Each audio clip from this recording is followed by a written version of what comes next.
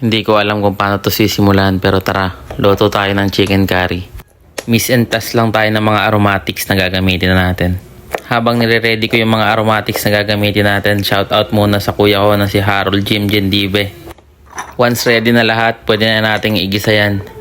Sa isang kawali, unahin muna nating iprito yung patatas at carrots. Kung nag-brown na, pwede na yan. Same pan, bawang, sibuyas, luya, curry. Lagayan natin yung manok. Timplahan natin ng patis, betchin, paminta. Sa timpla kayo nang bahalang mag-adjust. Pero ako ilalagay ko lang chicken cubes. Nag-reduce na yung sabaw, tapos okay na kayo sa lasa or sa timpla. Lagay na natin yung carrots at yung patatas. Lagay na rin natin yung bell pepper, purong gata.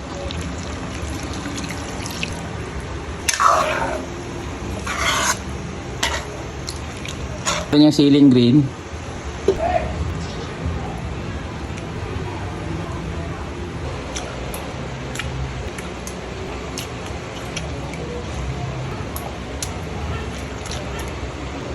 Pwede na to!